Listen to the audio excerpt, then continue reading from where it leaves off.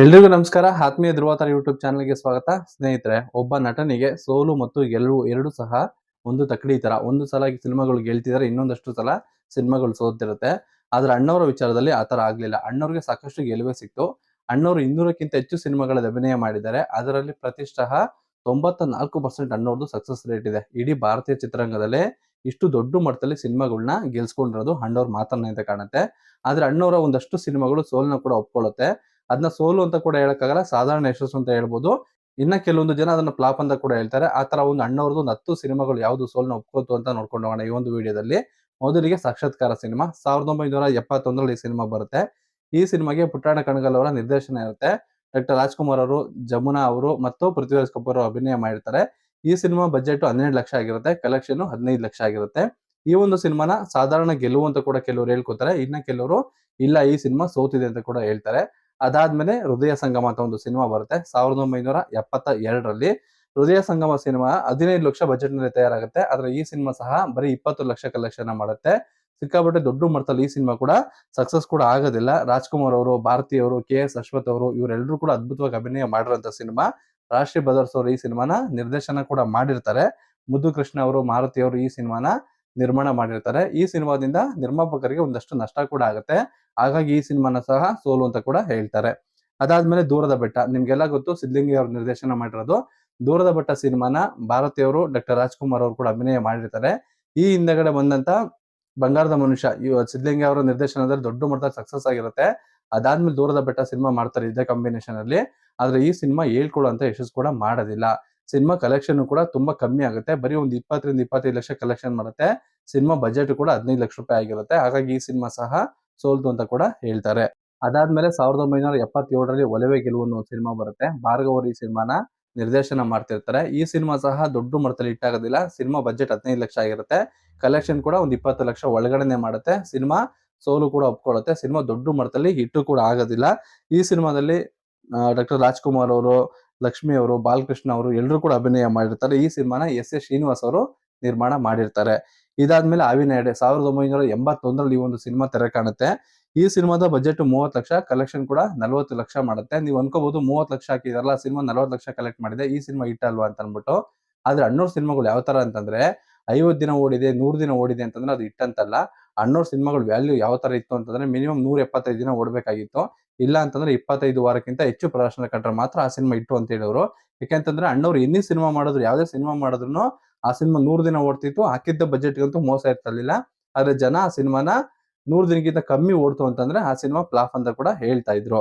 ಈ ಸಿನಿಮಾನು ಅಷ್ಟೇ ವಿ ಸೋಮಶೇಖರ್ ಅವರು ನಿರ್ದೇಶನ ಮಾಡಿರ್ತಾರೆ. ನಿರ್ಮಾಪಕರು ಪಾರ್ವತಮ್ಮ ರಾಜ್ಕುಮಾರ್ ಅವರು ಆಗಿರ್ತಾರೆ. ಒಲವೇ ಗೆಲುವು ಸಿನಿಮಾ ಕೂಡ ಸೋಲ್ನ ಒಪ್ಕೊಳ್ಳುತ್ತೆ.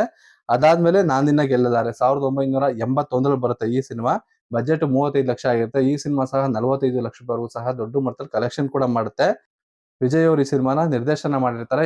ಶ್ರೀನಿವಾಸ್ ಅವರು ಈ ಸಿನಿಮಾನ ನಿರ್ಮಾಣ ಮಾಡಿರ್ತಾರೆ. ರಾಜ್ಕುಮಾರ್ ಅವರು, ಮಂಜುಳಾ ಅವರು, ಬಾಲಕೃಷ್ಣ ಅವರು ಎಲ್ಲರೂ ಕೂಡ ಅದ್ಭುತವಾಗಿ ಅಭಿನಯ ಮಾಡಿರ್ತಾರೆ. ಶ್ರೀನಿವಾಸ್ ಅವರು ಅಣ್ಣವ್ರಿಗೆ 2 ಸಿನಿಮಾ ಮಾಡ್ತಾರೆ. 2 ಸಿನಿಮಾದಲ್ಲೂ ಸಹ ಅವರಿಗೆ ದೊಡ್ಡ ಮಟ್ಟದಲ್ಲಿ ಲಾಭ ಬರೋದಿಲ್ಲ. ಬಟ್ ಹಾಕಿದ್ದ ಬಂಡವಾಳಕ್ಕಂತೂ ಯಾವ್ದೇ ರೀತಿ ಮೋಸ ಆಗಲ್ಲ. ಯಾಕೆಂತಂದ್ರೆ ಅಣ್ಣವ್ರ ಸಿನಿಮಾ ಅಂತ ಅನ್ಬಿಟ್ಟು. ಅದಾದ್ಮೇಲೆ ಅದೇ ಕಣ್ಣು 1985 ಬರುತ್ತೆ. 45 ಲಕ್ಷ ಬಜೆಟ್ ಈ ಸಿನಿಮಾದು. ಅಂದ್ರೆ ಸ್ವಲ್ಪ ಜಾಸ್ತಿ ಬಜೆಟ್ ಹಾಕಿ ಸಿನಿಮಾನ ಮಾಡಿರ್ತಾರೆ. ಕಲೆಕ್ಷನ್ 85 ಲಕ್ಷ. ಹಾಕಿದ್ದ ಬಂಡವಾಳಕ್ಕಿಂತ ಡಬ್ಬಲ್ ಈ ಸಿನಿಮಾದ ಕಲೆಕ್ಷನ್ ಕೂಡ ಬರುತ್ತೆ. ಆದ್ರೆ ಸಿನಿಮಾನ ಜನ ಫ್ಲಾಪ್ ಅಂತ ಹೇಳ್ತಾರೆ. ದೊಡ್ಡ ಮಟ್ಟದಲ್ಲಿ ಇದು ನಿರೀಕ್ಷೆ ಆಗ್ಲಿಲ್ಲ ಅಂತ ಹೇಳ್ತಾರೆ. ಯಾಕೆಂತಂದ್ರೆ ಅಣ್ಣವ್ರ ಸಿನಿಮಾ ಅಂದ ತಕ್ಷಣ ಅದು ನಿರೀಕ್ಷೆ ಜಾಸ್ತಿ ಇರುತ್ತೆ. ಆ ನಿರೀಕ್ಷೆ ಈ ಸಿನಿಮಾ ಮುಟ್ಟೋದಿಲ್ಲ. ಮೊದಲ 2 ವಾರ ಕಲೆಕ್ಷನ್ ತುಂಬಾ ಚೆನ್ನಾಗಿ ಬರುತ್ತೆ ಈ ಸಿನಿಮಾದು. ಹಾಗಾಗಿ ಕಲೆಕ್ಷನ್ ಕೂಡ ಜಾಸ್ತಿ ಆಗಿರುತ್ತೆ. ನಿರ್ದೇಶನ ದತ್ತರಾಜ್ ಅವ್ರದ್ದಿರ್ತಾರೆ. ನಿರ್ಮಾಪಕ ಸುಭದ್ರಾ ಜವಾಹರ್ ಮಾಡಿರ್ತಾರೆ. ನಟನೆ ಡಾಕ್ಟರ್ ರಾಜ್ಕುಮಾರ್ ಅವರು, ಗಾಯತ್ರಿ ಅವರು ಎಲ್ಲರೂ ಕೂಡ ಅಭಿನಯ ಮಾಡಿರ್ತಾರೆ. ಅದಾದ್ಮೇಲೆ 1986 ಗುರಿ ಅಂತ ಒಂದು ಸಿನಿಮಾ ಬರುತ್ತೆ. ನಿಮ್ಗೆಲ್ಲ ಗೊತ್ತಿರ್ಬೋದು. ಇದು ಆಕ್ಷನ್ ಸಿನಿಮಾ ಸಿಕ್ಕಾಪಟ್ಟೆ ಚೆನ್ನಾಗಿತ್ತು ಅಣ್ಣವ್ರದ್ದು. ನನಗಿದು ಫೇವರೇಟ್ ಸಿನಿಮಾ. ಈ ಸಿನಿಮಾ ಪಿ ವಾಸು ಅವರು ನಿರ್ದೇಶನ ಮಾಡಿರ್ತಾರೆ. ನಿರ್ಮಾಪಕರು ಪಾರ್ವತಮ್ಮ ರಾಜ್ಕುಮಾರ್ ಅವರೇ ಆಗಿರ್ತಾರೆ. ರಾಜ್ಕುಮಾರ್ ಅವರು, ಅರ್ಚನಾ ಅವರು, ಮುಖ್ಯಮಂತ್ರಿ ಚಂದ್ರ ಅವರು ಎಲ್ಲರೂ ಕೂಡ ಅದ್ಭುತವಾಗಿ ಅಭಿನಯ ಮಾಡಿರ್ತಾರೆ. ಈ ಸಿನಿಮಾ ಸಹ ಒಂದು 25 ಲಕ್ಷ ಬಜೆಟ್ ಅಲ್ಲಿ ತಯಾರಾಗಿರುತ್ತೆ. ಕಲೆಕ್ಷನ್ ಈ ಸಿನಿಮಾ 55 ಲಕ್ಷ ಮಾಡುತ್ತೆ. ಆದ್ರೆ ಸಿನಿಮಾ ಜಾಸ್ತಿ ದಿನ ರನ್ ಆಗೋದಿಲ್ಲ. ಬರೀ 100 ಡೇಸ್ ಕೂಡ ಕಂಪ್ಲೀಟ್ ಮಾಡುತ್ತೆ ಒಂದಷ್ಟು ಥಿಯೇಟರ್ ಅಲ್ಲಿ. ಹಾಗಾಗಿ ಈ ಸಿನಿಮಾ ಸಹ ಅಭಿಮಾನಿಗಳ ಒಂದು ನಿರೀಕ್ಷೆನ ಮುಟ್ಟೋದಿಲ್ಲ. ಅದಾದ್ಮೇಲೆ ಬಂದಿದ್ದ ಸಿನಿಮಾ ಒಂದು ಮುತ್ತಿನ ಕತೆ. ಈ ಸಿನಿಮಾ ಯಾಕೆ ಫ್ಲಾಪ್ ಆಯ್ತು ಅಂತ ಕೇಳಿದ್ರೆ ಬೇಜಾರಾಗುತ್ತೆ. ಏಕೆಂತಂದ್ರೆ ಸಿನಿಮಾ ಸ್ಟೋರಿ ಸಿಕ್ಕಾಪಟ್ಟೆ ಚೆನ್ನಾಗಿತ್ತು. ಸಿನಿಮಾದಲ್ಲಿ ಶಂಕರ್ ನಾಗ್ ಅವರ ಒಂದು ಅದ್ಭುತವಾಗಿರೋ ನಿರ್ದೇಶನ ಇತ್ತು. ಮುಖ್ಯಮಂತ್ರಿ ಚಂದ್ರು ಅವರು ಇದ್ರು. ಈ ಸಿನಿಮಾ ಒಂದು ಸಾಗರ ತೀರದಲ್ಲಿ ನಡೆಯುವಂತ ಕತೆ. ಸಿಕ್ಕಾಪಟ್ಟೆ ಚೆನ್ನಾಗಿತ್ತು ಸಿನಿಮಾ. ಆದ್ರೆ ಈ ಸಿನಿಮಾ 25 ಲಕ್ಷ ಹಾಕಿ ಖರ್ಚು ಮಾಡಿರ್ತಾರೆ ಈ ಸಿನಿಮಾಗೆ. ಅಂದ್ರೆ ಒಂದೇ ಜಾಗದಲ್ಲಿ ನಡೆಯೋದ್ರಿಂದ ಸಿನಿಮಾದ ಬಜೆಟ್ ಕೂಡ ಸ್ವಲ್ಪ ಕಮ್ಮಿ ಆಯ್ತು. ಸಿನಿಮಾ 40 ಲಕ್ಷ ಕಲೆಕ್ಟ್ ಮಾಡುತ್ತೆ, 100 ದಿನ ಕೂಡ ಓಡುತ್ತೆ. ಆದ್ರೆ ಈ ಸಿನಿಮಾ ಜನಗಳು ಅನ್ಕೊಂಡಿದ್ ಮಟ್ಟಿಗೆ ದೊಡ್ಡ ಮಟ್ಟದಲ್ಲಿ ಹಿಟ್ ಆಗ್ಲಿಲ್ಲ. ಶಂಕರ್ ನಾಗ್ ಅವರ ನಿರ್ದೇಶನ, ಅಣ್ಣವ್ರ ಅಭಿನಯ ಅಂತಂದ್ರೆ ಈ ಸಿನಿಮಾ 1 ವರ್ಷ ಓಡ್ಬೇಕಾಗಿತ್ತು. ಆದ್ರೆ ಸಿನಿಮಾದ ಕಥೆ ಚೆನ್ನಾಗಿತ್ತು. ಕೆಲವೊಂದು ಸಿನಿಮಾಗಳು ಹಂಗೇನೆ, ಸಿನಿಮಾ ತುಂಬಾ ಚೆನ್ನಾಗಿರುತ್ತೆ ಆದ್ರೂ ಕೂಡ ಸೋಲುತ್ತೆ. ಅದಾದ್ಮೇಲೆ ಪರಶುರಾಮ ಸಿನಿಮಾ. ನಿಮ್ಗೆಲ್ಲ ಗೊತ್ತು, ಪರಶುರಾಮ ಸಿನಿಮಾ 1989ರಲ್ಲಿ ಬರುತ್ತೆ. ಈ ಸಿನಿಮಾದ ಬಜೆಟ್ ಅಷ್ಟೇ 1,25,00,000. ಅಂದ್ರೆ ಇದು ಸ್ವಲ್ಪ ಬಜೆಟ್ ಕೂಡ ಜಾಸ್ತಿ ಆಗಿರುತ್ತೆ. ಸಿನಿಮಾ ಕಥೆ ಕೂಡ ತುಂಬಾ ಚೆನ್ನಾಗಿ ಮಾಡ್ಕೊಂಡಿರ್ತಾರೆ. ಈ ಸಿನಿಮಾದಲ್ಲಿ ಡಾಕ್ಟರ್ ರಾಜ್‌ಕುಮಾರ್ ಅವರು, ಪುನೀತ್ ರಾಜ್‌ಕುಮಾರ್ ಅವರು, ಮಹಾಲಕ್ಷ್ಮಿ ಅವರು, ಮತ್ತೆ ವಾಣಿ ವಿಶ್ವನಾಥ್ ಅವರು ಇಷ್ಟು ಜನ ಕೂಡ ಅಭಿನಯ ಮಾಡಿದ್ದಾರೆ. ಈ ಸಿನಿಮಾ ಸಹ ಕಲೆಕ್ಷನ್ 2 ಕೋಟಿ ಮಾಡುತ್ತೆ. ಪಾರ್ವತಮ್ಮ ರಾಜ್‌ಕುಮಾರ್ ಅವರು ಈ ಸಿನಿಮಾನ ನಿರ್ಮಾಣ ಕೂಡ ಮಾಡಿರ್ತಾರೆ. ವಿ ಸೋಮಶೇಖರ್ ಈ ಸಿನಿಮಾನ ನಿರ್ದೇಶನ ಕೂಡ ಮಾಡಿರ್ತಾರೆ. ಆದ್ರೆ ಈ ಸಿನಿಮಾ ದೊಡ್ಡ ಮಟ್ಟದಲ್ಲಿ ಗೆಲ್ಬೇಕಾಗಿತ್ತು.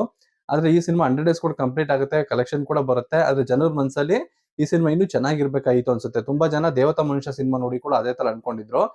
ದೇವತಾ ಮನುಷ್ಯ ಸಿನಿಮಾ ಮೇಲೆ ಜನ ತುಂಬಾ ಎಕ್ಸ್ಪೆಕ್ಟೇಷನ್ ಇಟ್ಕೊಂಡಿದ್ರು. ಈ ಸಿನಿಮಾ ಬಂಗಾರದ ಮನುಷ್ಯ ತರ ಆಗುತ್ತೆ ಅಂತ ಅಂದ್ಬಿಟ್ಟು. ಆದ್ರೆ ಆ ಸಿನಿಮಾ ಸಹ, ಸಿನಿಮಾ ಗೆದ್ರುನು ಓಡಿದ್ರು ಜನರ ಮನಸ್ಸಲ್ಲಿ ಈ ಸಿನಿಮಾ ಅಣ್ಣವ್ರಿಗೆ ಸರಿ ಹೊಂದಿಲ್ಲ, ಈ ಸಿನಿಮಾಗಿಂತ ಬೇರೆ ಒಂದು ಸಿನಿಮಾ ಮಾಡ್ಬೇಕಾಗಿತ್ತು ಅಣ್ಣವ್ರು ಕೂಡ ಅಂತ ಅನ್ಕೊಂಡ್ರು ಸಾಕಷ್ಟು ಜನ. ಅದೇ ತರ ಪರಶುರಾಮ ಸಿನಿಮಾನ ಕೆಲವೊಂದಷ್ಟು ಜನ ಇಷ್ಟಪಟ್ರೆ, ಕೆಲವೊಂದಷ್ಟು ಜನ ಇಷ್ಟಪಡ್ಲಿಲ್ಲ. ಇದು ಅಣ್ಣವರ ಸೋತಂತ ಒಂದು 10 ಚಿತ್ರಗಳು. ಇದನ್ನ ಸೋಲು ಅಂತ ಕೂಡ ಹೇಳಕ್ಕಾಗಲ್ಲ, ಸಾಧಾರಣ ಗೆಲುವು ಅಂತ ಹೇಳ್ಬೋದು. ಯಾಕೆಂತಂದ್ರೆ ಹಾಕಿದ್ದ ಬಂಡವಾಳಕ್ಕಿಂತ ದುಪ್ಪಟ್ಟು ಬಂದಿದೆ, ಲಾಭ ಬಂದಿದೆ. ಆದ್ರೆ ಜನರ ಮನಸ್ಸಿಗೆ ಈ ಸಿನಿಮಾ ಇಷ್ಟ ಆಗ್ಲಿಲ್ಲ. ಅಣ್ಣವ್ರನ್ನ ಈ ಸಿನಿಮಾದಲ್ಲಿ ಅವರು ಕಲ್ಪನೆ ಮಾಡ್ಕೊಂಡಿದ್ದ ರೀತಿ ಬೇರೆ ತರ ಇತ್ತು. ಅಂದ್ರೆ ಅವರ ಒಂದು ನಿರೀಕ್ಷೆ ಬೇರೆ ತರ ಇತ್ತು. ಅದನ್ನ ಅಣ್ಣವ್ರು ಸಿನಿಮಾಗಳು ತಲುಪಲಿಲ್ಲ. ನಿರೀಕ್ಷೆ ತಲುಪಾದ ಸಿನಿಮಾಗಳು ಅಂತ ಕೂಡ ನಾವ್ ಇದನ್ನ ಹೇಳ್ಬೋದು. ಅಣ್ಣವರ ಈ 10 ಸಿನಿಮಾಗಳು ಸೋಲೋದಕ್ಕೆ ಪ್ರಮುಖ ಕಾರಣ ಏನು ಅಂತಂದ್ರೆ ಜನರ ಒಂದು ಅತಿಯಾದ ನಿರೀಕ್ಷೆ ಅಂತಾನೆ ಹೇಳ್ಬೋದು. ಯಾಕೆಂತಂದ್ರೆ ಅಣ್ಣವ್ರು ಯಾವತ್ತೂ ಕೂಡ ಸಹ ನಿರ್ಮಾಪಕರ ಹತ್ರ ಅವ್ರಿಗೆ ಹೇಳ್ತಿದ್ರಂತೆ, ಈ ಸಿನಿಮಾಗೆ 25 ಲಕ್ಷ 30 ಲಕ್ಷ ಇಷ್ಟು ಹಾಕ್ಬಿಟ್ಟಿದ್ದೀರಲ್ಲ ನೀವು, ಇದನ್ನ ವಾಪಸ್ ತಗೋತೀವ ನಾವು ಅಂತ ಕೇಳ್ತಾರಂತೆ. ಆಗ ನಿರ್ಮಾಪಕರು ಹೇಳ್ತಾರಂತೆ, ಇಲ್ಲ ಅಣ್ಣ, ನೀವು ಇದ್ರೆ ನಮ್ಗೆ ಹಾಕಿದ ಬಂಡವಾಳಕ್ಕಿಂತ ಮೋಸ ಏನು ಇಲ್ಲ, ಸಿನಿಮಾಗೆ ನಮ್ಗೆ ದುಡ್ಡು ಬಂದೇ ಬರುತ್ತೆ ಅಂತ ಅಂದ್ಬಿಟ್ಟು. ಆಗ ಅಣ್ಣವ್ರು ಹೇಳ್ತಿದ್ರಂತೆ, ಯಾವ್ದೇ ಕಾರಣಕ್ಕೂ ನನ್ನ ಸಿನಿಮಾ ಮೇಲ್ಗಡೆ ನೀವು 50 ಲಕ್ಷದಿಂದ 1 ಕೋಟಿ ಮೇಲೆ ಹಾಕ್ಬೇಡಿ. ಯಾಕೆಂತಂದ್ರೆ ನಿಮ್ಗೆ ಬರ್ದೇ ಇದ್ರೆ ತೊಂದರೆ ಆಗ್ಬಿಡುತ್ತೆ, ಇನ್ನೊಂದು ಸಿನಿಮಾನ ನೀವು ತೆಗಿಯೋದಿಕ್ ಆಗಲ್ಲ ಅಂತ ಹೇಳ್ತಿರಂತೆ. ಆದ್ರೆ ಈಗಿನ ನಟರು ಯಾವ ತರ ಅಂತಂದ್ರೆ, ಒಂದು ಸಿನಿಮಾ ಏನಾದ್ರು 100 ಕೋಟಿ ಮಾಡ್ತು ಅಂತಂದ್ರೆ ನೆಕ್ಸ್ಟ್ ಸಿನಿಮಾ ಅವ್ರದ್ದು 200 ಕೋಟಿದಾಗಿರುತ್ತೆ, ಇಲ್ಲ 300 ಕೋಟಿದಾಗಿರುತ್ತೆ. ಆ ಸಿನಿಮಾ ಅಷ್ಟು ಕಲೆಕ್ಷನ್ ಮಾಡುತ್ತೋ ಇಲ್ವೋ ಇವ್ರನ್ನೇ ಇಮೇಜ್ ಮಾಡ್ಕೊಂಡು ಅವರ ಒಂದು ಸಂಭಾವನೆ ಕೂಡ ಹೆಚ್ಚಿಗೆ ಮಾಡ್ಬಿಟ್ಟಿರ್ತಾರೆ. ಆದ್ರೆ ಅಣ್ಣವ್ರು ಆತರ ಯಾವ್ದು ಕೂಡ ಮಾಡ್ತಿರ್ಲಿಲ್ಲ. ಅವ್ರ ಸಿನಿಮಾಗೆ ವ್ಯಾಲ್ಯೂ ಏನಿತ್ತು, ಬಜೆಟ್ ಏನಿತ್ತು, 1 ಕೋಟಿ 1.5 ಕೋಟಿ, ಅದ್ರ ಒಳಗಡೆನೆ ಅವ್ರ ಸಿನಿಮಾಗೆ ಬಂಡವಾಳ ಕೂಡ ಹಾಕ್ಸ್ಕೊತಾ ಇದ್ರು. ಅದೇ ತರ ಎಲ್ಲಾ ಪ್ರತಿಯೊಬ್ಬ ನಿರ್ಮಾಪಕರು ಅವರ ಹಾಕಿದ ಸಿನಿಮಾಗಳಿಗೆ ಏನ್ ಬಂಡವಾಳ ಇತ್ತು ಅದನ್ನೆಲ್ಲ ಎಲ್ಲರೂ ಕೂಡ ವಾಪಸ್ ತಗೊಂಡಿರೋರೆ. ನಾನ್ ರಾಜ್‌ಕುಮಾರ್ ಸಿನಿಮಾ ಮಾಡಿ ಹಾಳಾದೆ ಅಂತ ಯಾವೊಬ್ಬ ನಿರ್ಮಾಪಕ ಸಹ ಇದುವರೆಗೂ ಹೇಳ್ಕೊಂಡಿಲ್ಲ. ಬೇರೆ ಇವಾಗಿನ ನಟರುಗಳ ಹೆಸರುಗಳನ್ನ ಹೇಳ್ಕೊಂಡು ನಿರ್ಮಾಪಕರು ಹೇಳ್ತಾರೆ, ನಾನು ಇಂಥ ಸಿನಿಮಾ ಮಾಡಿ ಹಾಳಾದೆ, ಈ ಸಿನಿಮಾ ಮಾಡಿ ನಂಗೆ ಲಾಸ್ ಆಯ್ತು ಅಂತ. ಆದ್ರೆ ಅಣ್ಣವ್ರ ಸಿನಿಮಾ ಮಾಡಿ ನಾನು ಕಳ್ಕೊಂಡೆ ಅಂತ ಒಬ್ಬ ನಿರ್ಮಾಪಕ ಕೂಡ ಯಾರು ಹೇಳೋದಿಲ್ಲ. ಯಾಕೆಂತಂದ್ರೆ ಅದು ಅಣ್ಣವ್ರಿಗಿದ್ದಂತ ಒಂದು ಜನಪ್ರಿಯತೆ ಮತ್ತು ಅವ್ರ ಅಭಿಮಾನಿಗಳು ಅವ್ರ ಮೇಲೆ ಇಟ್ಟಂತ ಒಂದು ಪ್ರೀತಿ ವಿಶ್ವಾಸ. ಒಟ್ಟಾರೆ ಹೇಳ್ಬೇಕು ಅಂತಂದ್ರೆ ಅಣ್ಣವ್ರು 200ಕ್ಕೂ ಹೆಚ್ಚು ಸಿನಿಮಾಗಳಲ್ಲಿ ಅಭಿನಯ ಮಾಡಿದ್ದಾರೆ. ಆದ್ರೆ ಅಷ್ಟು ಸಿನಿಮಾಗಳಲ್ಲಿ ಬರೀ 10 ಸಿನಿಮಾಗಳು ಮಾತ್ರ ಅವರ ಅಭಿಮಾನಿಗಳ ನಿರೀಕ್ಷೆನ ತಲುಪಲಿಲ್ಲ ಅಷ್ಟೇ. ಅದನ್ನ ಬಿಟ್ಟು ಬಾಕಿ ಎಲ್ಲಾ ಸಿನಿಮಾಗಳು ಸಹ ದೊಡ್ಡ ಮಟ್ಟದಲ್ಲಿ ಹಿಟ್ ಆಗಿದೆ, ಸಕ್ಸಸ್ ಕೂಡ ಆಗಿದೆ. ನಾನು ಹಿಂದೆ ಒಂದು ಯಾವ್ದೋ ವಿಡಿಯೋ ನೋಡ್ತಿದ್ದೆ, ಮೊದಲು ಕನ್ನಡದಲ್ಲಿ ಬಂಧನ ಅನ್ನೋ ಒಂದು ಸಿನಿಮಾ 1 ವರ್ಷ ಓಡಿದ ಸಿನಿಮಾ ಅಂತ ಹಾಕಿದ್ರು. ಆದ್ರೆ ನಿಜ ಹೇಳ್ಬೇಕು ಅಂದ್ರೆ ಕನ್ನಡದಲ್ಲಿ ಮೊದಲು 1 ವರ್ಷ ರನ್ನಿಂಗ್ ಆಗಿದ್ದ ಸಿನಿಮಾ ಯಾವ್ದು ಅಂತಂದ್ರೆ ಅದು ಬಂಗಾರದ ಮನುಷ್ಯ. ಅದಾದ್ಮೇಲೆ ಬೇರೆ ಒಂದು ಸಿನಿಮಾಗಳೆಲ್ಲ 1 ವರ್ಷ ಅಥವಾ ಅಧಿಕ ಪ್ರದರ್ಶನ ಕಂಡಿರ್ಬೋದು. ಆದ್ರೆ ಯಾವ್ದೋ ಒಂದು ದಾಖಲೆ ಇದ್ರು ಸಹ ಅದು ಅಣ್ಣವ್ರ ಹೆಸರಲ್ಲಿ ಇರುತ್ತೆ. ನೀವು ಈಗಲೂ ಸಹ ಅದನ್ನ ಗೂಗಲ್ ಮಾಡ್ಬೋದು. ಕನ್ನಡದಲ್ಲಿ 365 ಡೇಸ್ ಸಿನಿಮಾ ಓಡಿದ್ ಯಾವ್ದು ಅಂತಂದ್ರೆ ಅದು ಬಂಗಾರದ ಮನುಷ್ಯ ಸಿನಿಮಾ. ಹಾಗಾಗಿ ಅಣ್ಣವರ 200 ಸಿನಿಮಾಗಳಲ್ಲಿ ಒಂದು 10 ಸಿನಿಮಾಗಳಷ್ಟೇನೆ ಅಣ್ಣವರ ಅಭಿಮಾನಿಗಳಿಗೆ ಇಡಿಸ್ತಾ ಇರೋದು ಅಂತ ಹೇಳ್ತಾ ವಿಡಿಯೋನಲ್ಲಿ ಮುಗಿಸ್ತಿದ್ದೀನಿ. ಎಲ್ರಿಗೂ ಧನ್ಯವಾದಗಳು.